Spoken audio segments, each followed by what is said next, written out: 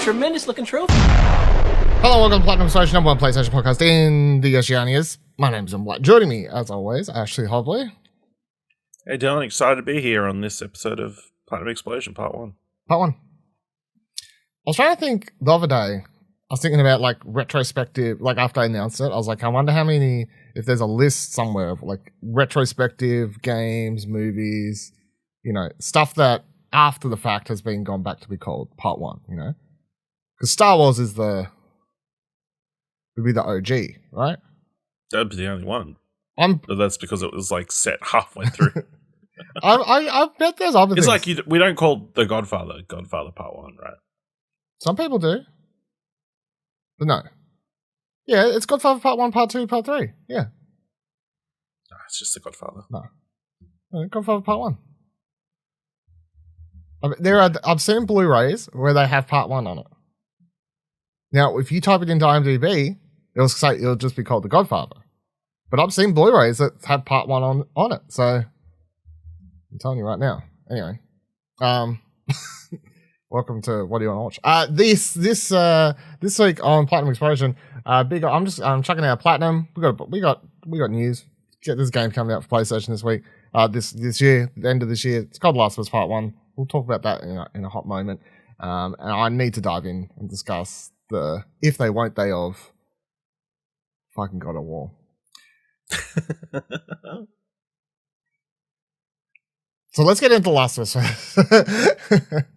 So at Summer Game Fest, Jeff Keighley's non-E3 show, which if you want to hear us discuss everything that was there, of course, check out this week's episode of Arcade Caps. There's two. One of them. There's two. Check out the regularly scheduled episode. Listen to it. Just listen to it. There you go. But at the end of that, the big thing that was revealed was The Last of Us Part 1, which is a remake of... Wasn't really revealed there. I was about to say. But it is a remake of the first game that's coming to PS5 September this year, and it's coming to PC. They also talked about multiplayer, which we'll get to in a little bit. Showed something about Last of Us HBO series, which we'll get to later in the show as well. But yeah, it leaked, which is the... You know what I appreciate, though? I really appreciate that I wake up... What time? It was 4 o'clock, right? Yeah, so I think I set my alarm for like 3:30 because I need a little bit of time to, you know, get that... Wake up. To give the effort. Yeah, I needed to be like awake enough to participate in viewing, not just be half asleep. So I'm checking Twitter. I see that it's leaked, and I'm thinking, okay, so this is going to be revealed at some point here. But I didn't think it would be the big ol' end show thing. But I do appreciate the fact that Neil and Jeff and everyone made fun of it. You know, like they at least had that to come out and be like, oh, you know, if you haven't seen it already, it's been all over. The news has been all over Twitter this morning, et cetera, et cetera, et cetera. So I did like that. But so over on the PlayStation blog, let's go down here a little bit first. Well, they talk about the multiplayer first, but I want to come back to that. They write, The Last of Us Part 1. The Last of Us released almost a decade ago on PlayStation 3 consoles, and it's left an incredible mark on our studio. Joel and Ellie's story continues to be powerfully evocative with players worldwide, and we're humbled these characters continue to leave an impression. With leaps in technology and hardware that allow us to push the limits of visual fidelity and interactivity, we're thrilled to announce this complete remake of The Last of Us, releasing September 2nd, 2022 for PlayStation 5 consoles and in development currently for PC. We've implemented modernized gameplay, improved controls, and expanded accessibility options with its single-player experience to allow for even more individuals to enjoy the game. Effects, exploration, and combat have all been enhanced, leveraging the PS5's powerful hardware. We've also implemented 3D audio, haptics, and adaptive triggers. Both returning fans and new players alike will have the opportunity to experience The Last of Us Part 1 and its prequel story left behind in a whole new way. So Neil is not actually the director of this project. He's passed it over to Matthew Gallant and creative director Sean Escaig. So who are behind it. So the standout thing, like you watch the trailer and you're like, oh, surely it looked this good, right? But I think it was like, were you as impressed with the side by side sort of comparison stuff as you think? Like, yeah, I think the side by side was the thing that kind of really impressed in. I was like, wow, they really would. The first game was kind of stylistic, wasn't it? A little bit with the faces and stuff. Whereas it's much more realistic and like what we expect, or at least what we expect after part 2. The game looked like. You know what I mean?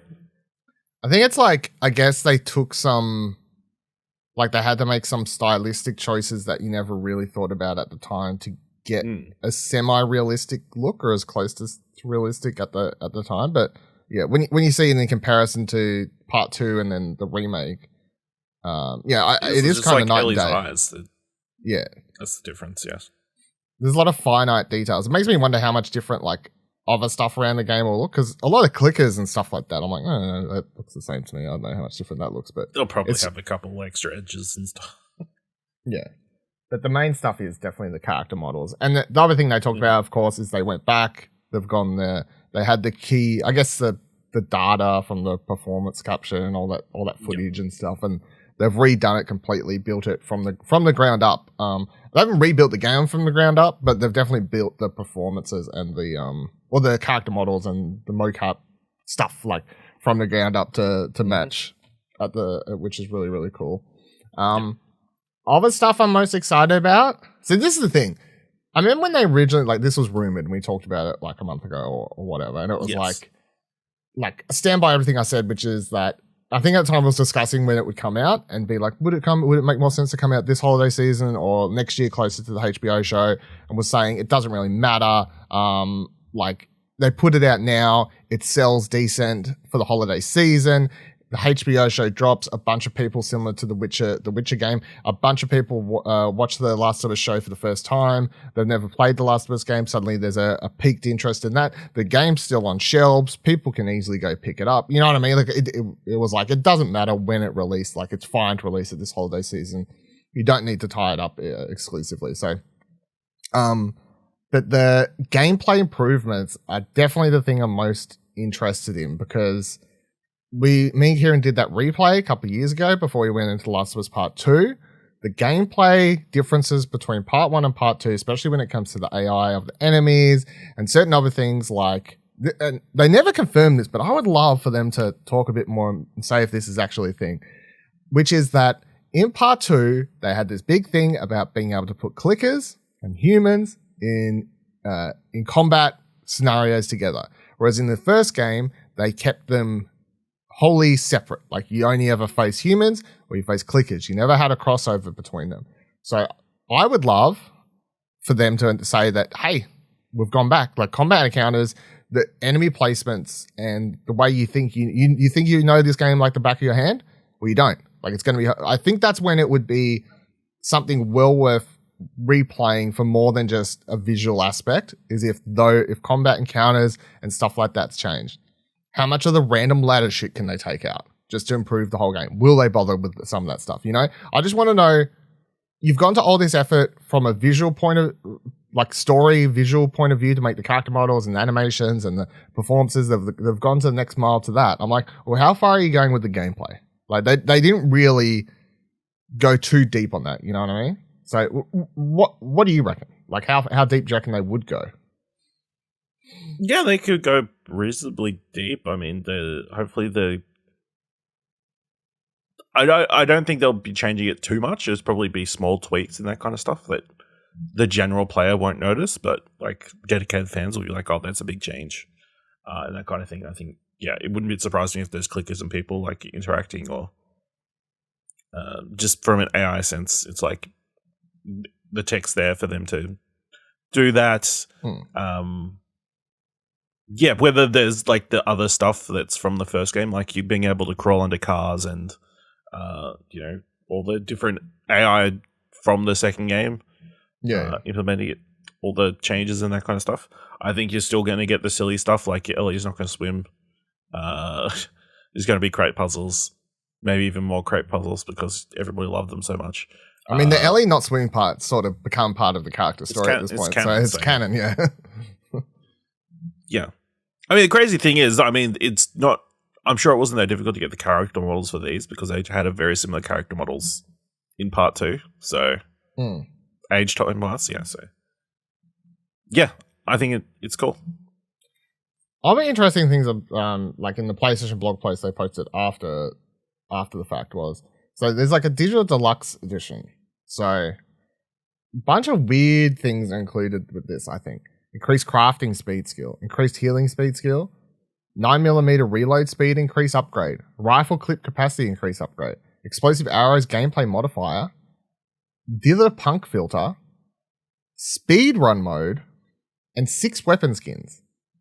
So their weapon skins are for the game. Like this isn't going to have the multiplayer. I really doubt this is going to have the multiplayer. They didn't mention that at all. There's no reason for them to remake and port the multiplayer over when they've got factions coming out next year. Like that would be like that's not going to happen. So skins for the single player, sure, whatever. The speed run mode's interesting. Like, is that an actual like optional mode that's about you trying to speed run the game, or is it a mode that helps you speed up events of the game to get through it quicker? Like, or is it just a timer? No, I think it's just a mode where you can like turn on a timer and try and get through the game as quickly as possible. I assume that'll be in the whole game, but you won't be able to unlock it until you complete the game, unless you buy the digital edition, the deluxe edition. Yeah, that's something a lot of these games same with the filter thing. Love doing these days. So, and then all the skill things are just like the different upgrade things that you get a bit of a head start on. Yeah. Do you reckon you gonna touch this or not? No, I'm good. No, yeah, still too scary. Yeah, it's too tense. I don't play games to be tense. You know what I mean? It's supposed to be a relaxing experience. Is it though? Stress-inducing experience. Is it though? It's fine. All right, and then let's go standalone multiplayer. So they write here on the blog, it's no secret that many of you are not only drawn to The Last of Us stories, but are not only drawn to The Last of Us stories, but also the game's original factions multiplayer. Since The Last of Us factions release almost a decade ago, dedicated players, but he wasn't, have been vocal about an expansion upon that offering. However, we can finally announce that we're creating something much larger than a mode. We're thrilled to share a piece of concept art for an upcoming multiplayer experience, which is an extremely ambitious undertaking. We're growing our studio significantly to ensure we build this full-scale, standalone game with its massive scope and immersive world in a way that fans have come to expect from The Last of Us and Naughty Dog. We aim to make our newest entry into multiplayer inviting to new players, while still a thrilling challenge for more of our seasoned fans. There'll be more news to come next year, and we cannot wait to introduce you to the team behind this new experience. I don't think not having a trailer or anything was super surprising. If anything, I was expecting maybe we could have got like a CG announcement trailer or something, but concept art, whatever. I wasn't expecting gameplay solely because we've seen a bunch of I bring it up here every now and then whenever the news stories drop, but over the last 6 months to 12 months, every time it's like Naughty Dog is hiring for multiplayer. This Naughty Dog's hiring for multiplayer. This, it's like that. They're building a team. Yeah, they're building a multiplayer game. Yeah, so it's not surprising that they haven't got like a bunch of stuff to show or like a random like, hey, the beta's out now or whatever. But getting it confirmed, even though it was sort of a thing that most people knew was probably a thing at this point, getting 100% confirmed, I think is definitely cool. The one thing I really want to know, free to play, paid. What are we doing? What do you reckon? Probably paid unless you've got PlayStation Extra or higher. I mean, I don't know. I feel like the thing is, Sony brings in a bunch of people recently for these live action things. Like that's the Destiny partnership and a couple of other people and whatever Live service. They've got all these things, and this is going to be a live service game. Mm-hmm. They're 100% going to be a live service game. It's going to be one of the ones that Sony hopes to be a great success, and they want to continue for a while. I feel like there's only a few games that people are happy to pay for and then continue to play, and that's like Destiny, right? They've got Bungie now, so you can Bungie help craft the experience now. But also the other problem with that is this just solely going to be a multiplayer game where it's much like the original factions? You got death matches. You've got these different sort of modes, or is it a larger multiplayer experience where they expand upon the story elements from the first game? So the first game, Factions, is choose a side. You play these levels. You're trying to do these tasks to complete a story in the background, and you can finish it. And like, it wasn't much to it, but there was like a running, like, you had to you would lose people from your camp or whatever if you like failed to do these tasks in like X amount of matches and stuff. Like, could they expand upon that to a much larger scale to make the game more than just, hey, it's deathmatches, team deathmatches, the typical whatever sort of shit like that. Because I feel like if that's what it is, if it's just simply, then that's more free to play, make your money off character skins and like battle pass. I think you'll probably still have that, but you'll pay to get the basics, because it is a first-party game. So, plus it's The Last of Us, so people will pay to buy that. Last of Us, Factions, free for PlayStation Deluxe subscribers, or you have to pay for it. Yeah. How about that? That's pretty much what I said. Oh, I didn't hear the PlayStation Deluxe part. I said extra because that's the tier that they're current. Yeah, so, but it could be deluxe. Who knows? Yeah. Get them in the highest tier. But yeah, that makes a lot of sense. I think. Well, that's what they would want to do. I think. It'd be good because the people who don't want to pay for deluxe can buy it. You get money that way, and then obviously rewarding people who continue to subscribe to deluxe. And then, of course, they will have the microtransactions, probably Battle Pass or something like that. Yeah. From what we said, there's going to be whole new factions. I mean, it looks like it's clearly set in San Francisco, which is an area that we haven't gone before. So who knows what kind of crazy factions are involved in that city. So yeah, whole new set of characters.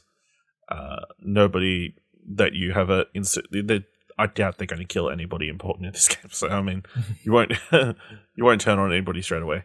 So yeah, pretty interested to see what they do. Like, everybody's throwing out crazy ideas. Is it going to be a Division game? Is it going to be Escape from Tarkov? Like, probably it's going to be a mixture of everything. Knowing how picking and choosing what's best for The Last of Us. But it looks like it's going to be a huge map, and of course, if it's completely like open world, that's even crazy. Because obviously with The Last of Us, you're like kind of tunneled through. Except for like that big open area, I guess. Yes, on the horseback area and whatever you could choose to go around. Yeah, so I guess it would be like that, but the whole game. So then you got all these buildings you could potentially explore and like find shit and loot. I don't know if they change it. I feel like if they change it too much, you get away from what made the original game still played to this day. The factions multiplayer. Like, That's true. You suddenly make it a battle royale or some shit.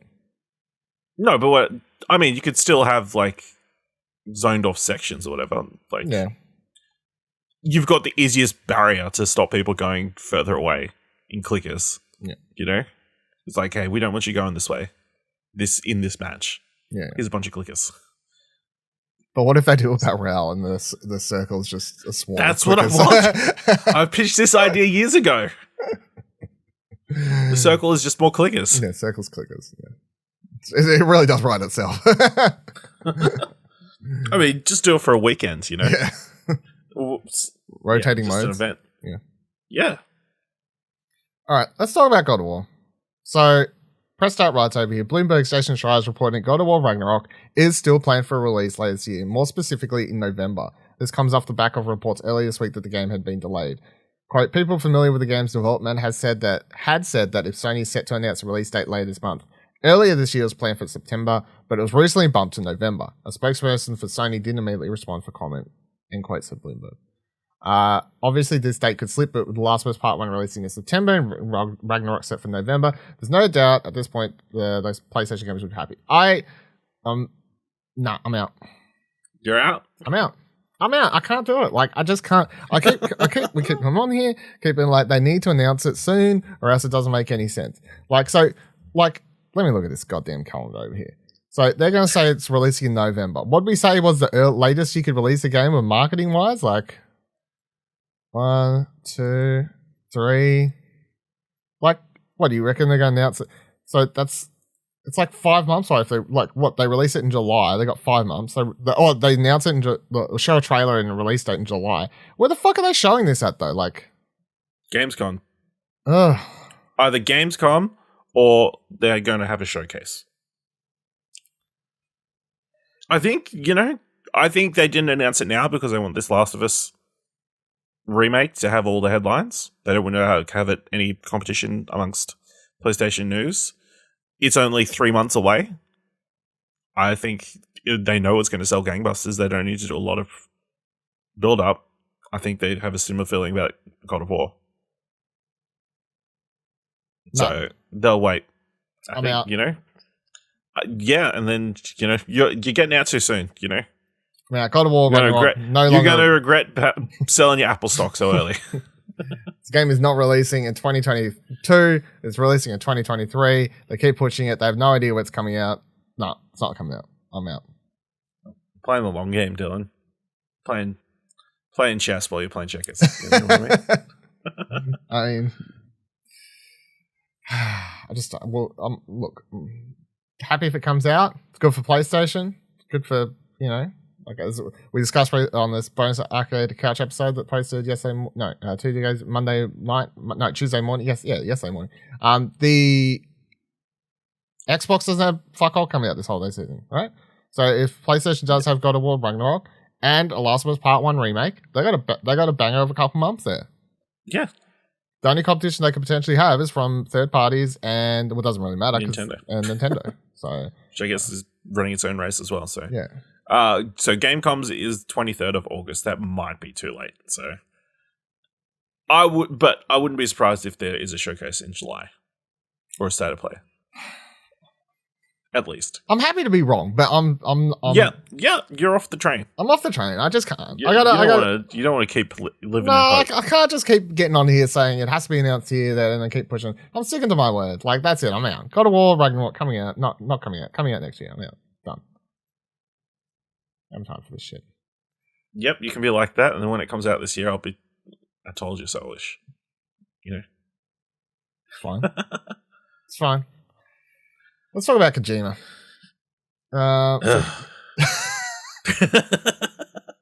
PC Gamer writes, yesterday, well, not by time this, but Hideo Kojima made an appearance at Xbox and Bethesda Showcase, announcing a new partnership between Kojima Productions and Xbox Game Studios. Kojima says it's a completely new project and, quote, I've waited very long for the day when I could finally start to create it, end quote. This was a notable announcement not just because of Kojima's profile and track record, but because his work has long been associated with PlayStation, and when he broke away from Konami, it was Sony that Kojima Productions first partnered with for Death Stranding. The news was greeted with some anticipation, while others saw the opportunity for fine memes. Unfortunately, the internet is the internet, and the announcement was brought down an avalanche of praise and scorn from Xbox and PlayStation fans respectively. It feels weird to have to point out that Kojima Productions is also working on Death Stranding 2, or at least that's what Norman Reedus says, and signing a development contract to fund a new game production isn't picking sides in an imaginary war. But it's even weirder that, such was the backlash, Kojima Productions has had to issue a clarification about it being an independent studio. The tweet said, as an independent creative studio, hashtag Kojima Productions will continue pursuing work on creations for our fans. We'll explore various possibilities with our games, movies, and music through platforms that evolve with time and technology. We look forward to your continued support. This was followed by another message emphasizing that the studio continues to have a, quote, very good partnership with PlayStation, end quote. The fact they had to send out 2 tweets about this to calm down PlayStation fanboys that were going off their fucking limb, that was absolutely ridiculous to me, because that was the thing. I don't know, like, we've had several news stories over the last couple of weeks about Kojima. You have Norman Reedus seemingly just leaking and saying Death Stranding 2 is like he's like preparing or filming something for it or whatever, and then Hideo Kojima just like doubles down on that and does that whole tweet. So Death Stranding 2 is a thing, right? I feel like we can 100% say Death Stranding 2, even without that, I feel like you could be pretty confident Death Stranding 2, a game that did very well critically for the most part, couple outlandish, negative reviews, but for the most part, critically acclaimed, sold very well, multiple editions, content, very well. Oh, it's getting a sequel. Who'd have fucking thought? But we know it's getting a sequel. Norman Reedus is doing it. Then we have this other story about this leaked footage that we talked about in Arcade Couch, where it's a horror game. It's starring Margaret Qualley, or however you say her name, and she's doing all this stuff, and someone got sent the footage. It's like, where's that? Who's that going for? Don't know. Is that Death Stranding 2? Is that this Xbox game? Who fucking knows? I don't think it's the Xbox game. I don't think it's Death Stranding 2. I think that's a completely different game.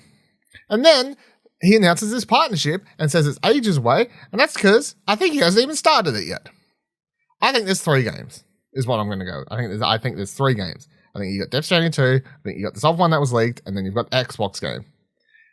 And Kojima Productions, as a business, and Kojima himself, is very interested in also stepping outside of just video games. He's been talking about doing movies. They mentioned in this tweet the music and all this sort of stuff. Kojima is someone who's always been obsessed with more than video games. Like, he loves music and he loves movies as much as he loves video games. So as a company, they are not. He will never. I don't think he will ever. Play this back if I'm wrong in years. I do not think Kojima Productions will ever sign an exclusive deal. Or be brought by Sony, Xbox, anyone. I think he will solely stay independent so he can do whatever he wants. I don't think that means that means he can't do a partnership with Sony for something like Death Stranding, do a partnership with Xbox for whatever this other thing is, partnership with a fucking music label for an album, partnership with a movie studio for a movie project. That's fine. He's just gonna, but he's independent contractor, right? And WWE, he can do what he wants, right? Unlike the people in WWE. I don't like the people in WWE. What do you make of all this? It's fine. It had long been rumored that he was going to do a game with Xbox. It's not surprising that there was backlash from Sony fans. There's obviously still so much tribalism in the community around Xbox versus PlayStation. And it does feel a little bit like, PlayStation came in, gave him all this money to make this game, gave Kojima Productions a chance to be a big success, and then he's gone and taken a big money offer somewhere else,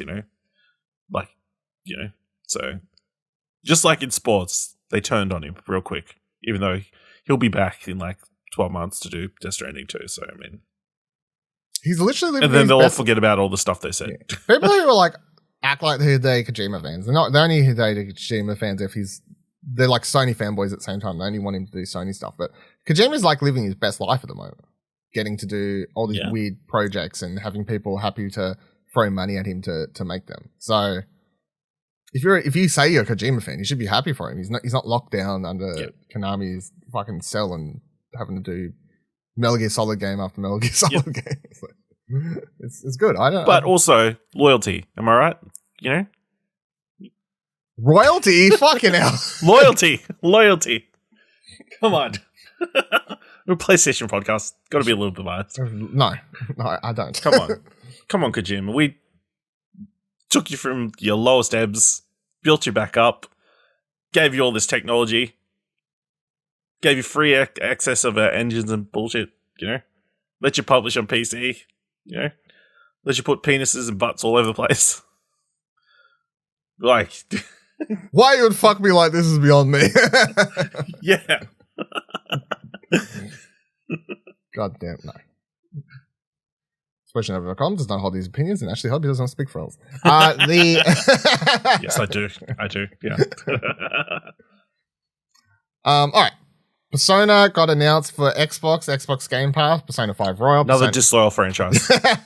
Persona 4 Golden, Persona 3 Portable. At the time, everyone was like, oh my god, Xbox only, where's it coming to Switch? Fuck the Switch, you know where it's coming though?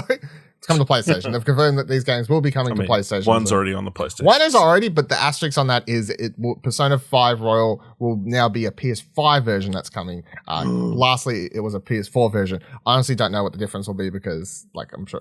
It'll have PS5 next to it. Yeah, it'll have PS5 next to it. New trophy list, I guess, if like, I'm never going to do it, but if some hardcore fan wants to re-platinum it, I guess, like, you'll have a... If it's the upgrade platinum. If it's a free pop, I will 100% get that free pop. But I highly doubt it for the type of game it is, to be honest. But yeah. If I'm wrong, I'm happy. I'll take another 300 plus hour platinum. I'm not gonna complain at all. So yeah, these so Royal, there's no date on this. They dated when Royal was coming to Xbox. They haven't confirmed if it's coming to like the PS5 version of Royal is going to come at the same time. I have no idea. But then upcoming Persona 3 Portable and Persona 4 Golden will be coming to PlayStation 5. And Xbox and everything, presumably all next year. I don't know if they'll like split up. I don't know if those games have split release dates for PlayStation, Xbox, or Xbox gets a exclusive window. Who fucking knows? Either way, those games are coming to PlayStation, which is cool. So if you don't know, Persona 5 Royal is the last release. So that is it's Persona 5, bunch of new content. That's the one I've actually finished. It's really fucking good. Persona 4 Golden is a PS Vita game. That is really fucking good. That was my first Persona game. I really love that game. It's great. I would love to say I'd play it again. I would love to play it again. It's been a while. Highly doubt it. And then Persona 3 Portable is the PSP version of Persona 3. I never played that one. So that's the one I'm most interested in. If I'm going to play any of them, I feel, or at least to try it out. I could see myself at least trying it. Maybe not even finishing it, but just dip my toes in so I can understand how that game plays in comparison to the other ones. Because it's a lot darker with characters shooting themselves in the head and whatever the fuck else they do in that one. To transform. Yeah, to transform. To transform, yeah. It's like, Persona, bang! I'm like, compared to just Persona, I mean, Persona 5, they rip masks off and shit. But, I mean, shooting yourself is a lot different than ripping a mask off, like, in comparison. So.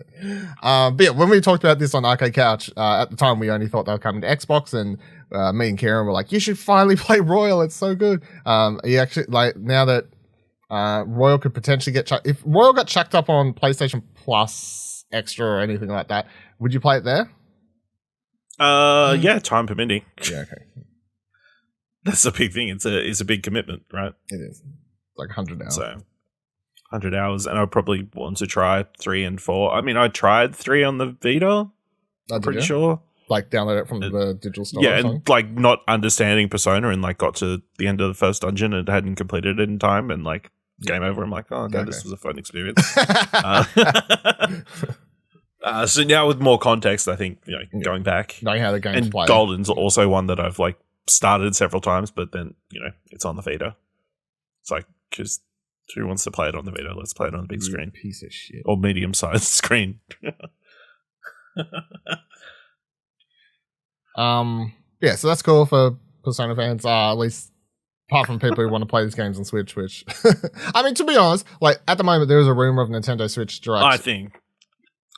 Yeah. So I'm gonna say I will be shocked. I'm gonna say that I'm a believer currently in these games coming to Switch as well. Yeah, I think that makes sense. Yeah. I know it's crazy because wasn't last year the 25th anniversary of Persona? Yeah, fucking everything got. Everyone's like, why COVID. didn't they do it last year? COVID, we push it. COVID, yeah. Everything gets pushed, it's fine. But, yeah. At least they didn't try and push it off as some crazy 26th anniversary. I mean, I would have been pissed about that. All right, Days Gone Studio, Ben Studio has announced something on the PlayStation blog and updated their logo. Yes, new logo. I love a new logo. So, Well Played writes, Ben Studios quietly announced that it's working on new multiplayer-focused IP while showcasing the news logo. As part of a lengthy PlayStation blog post that unveiled the studio's sleek new logo, while also looking back at the team's previous games, community manager Kevin McAllister revealed that Ben's next project will be a brand new IP that includes multiplayer that builds upon the open-world systems of Days Gone.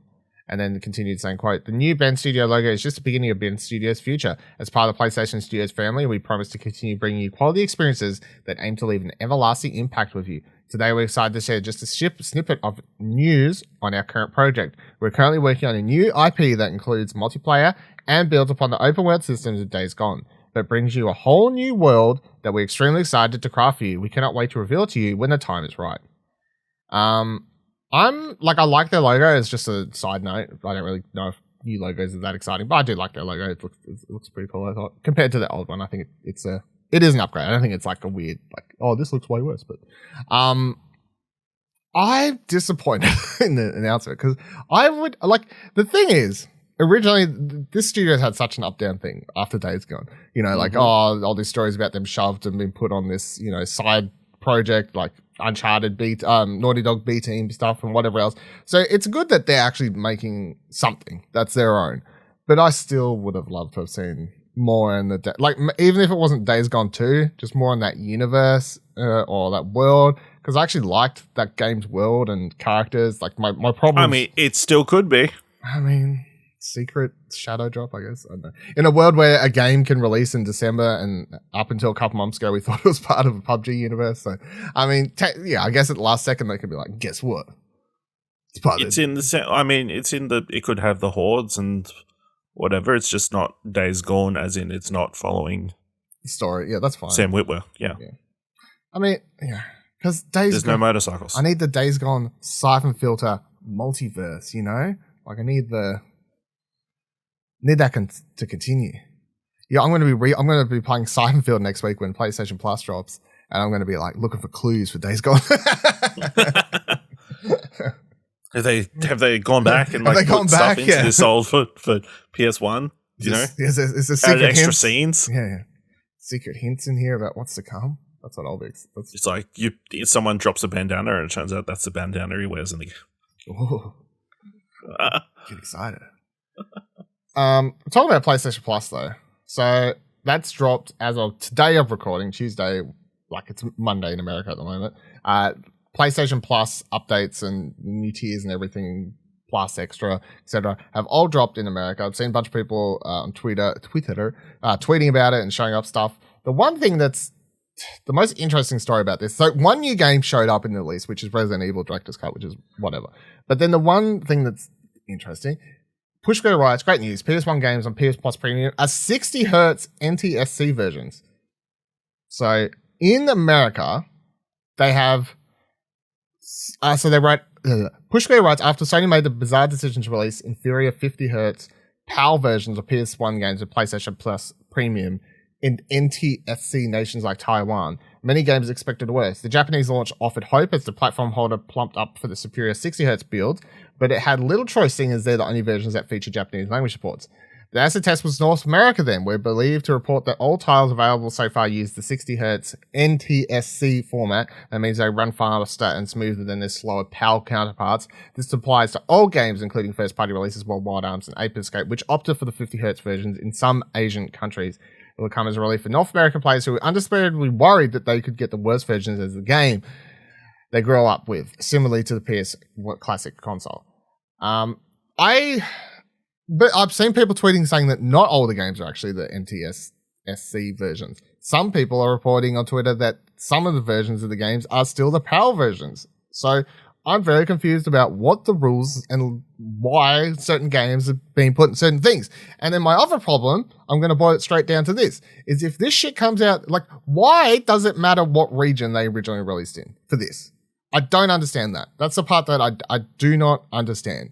Like, there's absolutely no reason that I can think of or pull out of my hat as to why for this service, for this version of the games, that everyone can't just have the superior running versions of the games. I don't care if you had them.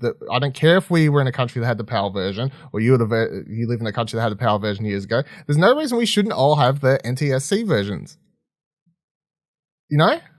Can you think of can you think of anything that would actually? Maybe people like the PAL versions. No, they don't. That's not an answer. That's not a thing. No one likes the PAL versions. Why not? Because they run worse. It's plain and simple. Nobody notices how they run. You don't notice how they run. Plenty of people notice how they run. So yeah, I'm going to keep my fingers crossed coming into next week because, of course, next week, this time next week, we should be talking. I presume it launches. Really? Yeah, it's the 22nd, right? What's the 22nd? I have no idea. I haven't been keeping track. Yeah, I'm pretty sure it's the 22nd. So that'll actually be. I thought it was the 26th for some reason. Okay, is there a way to check? I mean, surely I had it in my news story. He's got the information on this. Who's got the hot scoop? Play PS Plus Extra Australia.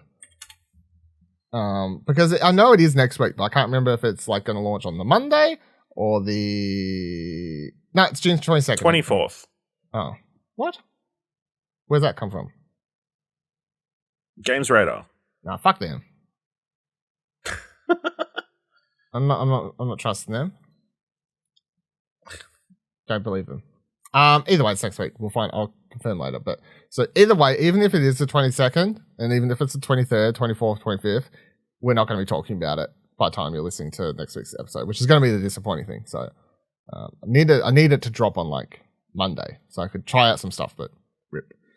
Anyway, next week, PlayStation Plus. Get ready to up your subscription, or get really confused about how you up subscription, or get really confused about how your backed up PlayStation Plus months don't translate correctly and all that sort of shit.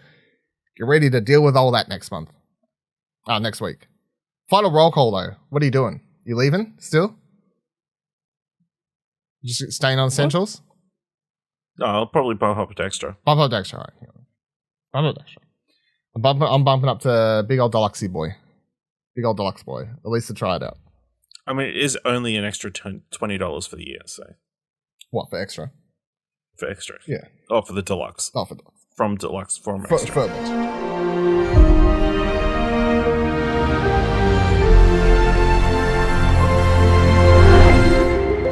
let's go over some PlayStation Productions news. First one is a bit of a potential leaky story for the Horizon TV show. So, Eurogamer writes, we may have only learned about the upcoming TV adaptation of Guerrilla's Horizon series relatively recently, but already details of the plot started making their way into the wild. Please note there may be spoilers for Horizon Zero Dawn below.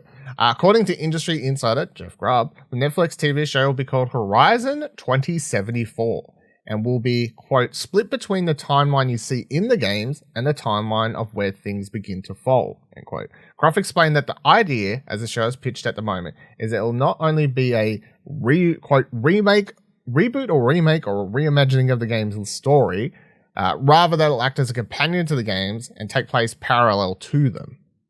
Grubb went on to say he believes the show will likely be filmed in Toronto. If what Grubb says turned out true, this means that we could not only see Aloy and her pals, but also more from characters such as her predecessor, Elizabeth Sobek, and Zero Dawn's overarching antagonist, Ted Farrow. As with everything not confirmed by official sources, we should take this with a pinch for now. What do you think of that? As far as a show pitch and... I mean, it's just Zero Dawn, except that, they're more distinctly like splitting up the past and the present. It's not going to be holograms of the past. You're actually going to see the past. Yeah. So really, it's just Zero Dawn. That makes sense because I think seeing the past through holograms probably visually is not very interesting. So might as well just explore that. And when flashback time comes, just flashback. My question for this is, the first game's big reveal is obviously that Aloy is a clone of Elizabeth Sobek, and that comes right near the end of the game. So if they're going to do this, are they just getting that information out of the gate straight away? I assume so, based on casting and stuff. You'd be like, hey, I assume the first trailer will be revealed. Yeah. If you're going to do this flashback, if they're going to be almost equals, the storylines, then you have to know that she's a clone, pretty early. And because you'd have the same actress playing both parts still, wouldn't you? Surely. Not necessarily. No? Okay. Depends on how old you want Elizabeth Sobek to be, because obviously Aloy is quite young. Yeah, Elizabeth but Sobek's going to be older. I feel like makeup could, I've always taken Elizabeth in all the holograms to be maybe around 40-ish? 40, 50-ish? Yeah. Maybe late 40s? And then Aloy is I don't know, mid. Here's my pitch. I said I was going to do an article. I got caught up. Don't make fun of me for not doing shit. Fuck you. No, this is my fault. This is my fault this time. Laziness and procrastination. You have Maya Hawke play Aloy. Yeah, and you have Uma Thurman play... Uma Thurman is Elizabeth Sobek, yeah. Okay. Yeah. Done. Right. I'm not against it. Save money on my makeup. I'm not against it, so... Did he cast as Ted Farrow then in your... I don't know. Who cares? Some random generic white dude. Easy to hate. Yeah. Done. Problem. Done. All right. Yeah, I'm down. I think that's a good thing. I think just getting the reveal out of the way is also... But I guess you could... Horizon 2074 is not a name I can get on board with. No, it sounds too much like Cyberpunk to me. Like yeah. 77. And you don't want to sound like Cyberpunk. No. Because it'll never come out. No. Also, Netflix has that, obviously. So they're gonna have Cyberpunk 2077, the anime series or whatever, and they're gonna have Horizon 2074. It's gonna be people will be like, are these things related? Why are they only 3 years apart? It's weird. Yeah, don't know about that. Don't know about that at all. Just call it Zero Dawn because that's the name of the initiative, right? That they're working for. Yeah, I mean, yeah. That would have made sense. So. Yeah. That's why they called it that for the game. And then the other thing we got as part of the Last of Us stuff from Summer Game Fest was we got a brand new picture of Joel and Ellie in the Last of Us HBO series, and then we found out that end of last week they wrapped filming. So filming has officially wrapped on The Last of Us. It took 10 years of filming. It seems like a year. it was a long time for a TV show, I feel. Surely. Dylan, it's a show that's set over a whole year, so I mean, real time. Yeah, well, that's what I think they did, right? They shot in sequential order. They want to make sure Bella Ramsey aged in real time, like properly. That's fine. Don't want to risk anything. I like this picture. So the picture we got is of them in the museum. They're hiding behind a little cabinet thing or whatever. There's a clicker in the background, which I did not notice the first time, but now once you've seen it, I know someone released like a brightened picture, but you don't even need it brightened. You can, once you realize it's actually there in the background. For whatever reason, my mind just blanked over and thought it was like a mannequin or something, I guess, but it's clearly a clicker. Being able to see them face on in official, like we've seen their faces in leaked like photos and whatever else, but getting an official photo of them together, I'm like, yep, that looks like that. I can get down that. That's Joel and Ellie to me. I'm no problem with that based on that picture. The only person who's like should be here somewhere that we don't see is Tess. I believe should be here somewhere, but don't know. I think, or maybe I'm thinking of the wrong. But anyway, when do you reckon this is coming out then? If they finished filming yesterday or a couple days ago, they're wrapped. They're going into post next year, right? That's the plan. But like early, do you reckon? Surely. Yeah, early next year, probably like February, March. Yeah. I think that February, March slot, that used to be like Game of Thrones.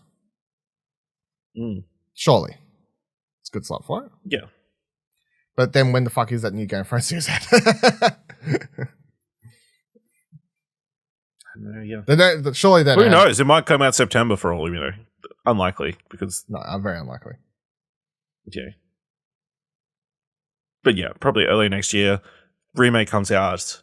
Everybody buys it for Christmas. Everybody's excited for the show. Good show comes out. Everybody who didn't play the game plays the game now. So it's all including you? No, I'll just watch the show. Not including you, okay. Just watch the show. So you'll watch the show, even though the show will probably be creepy and scary. Yeah. You won't play the game.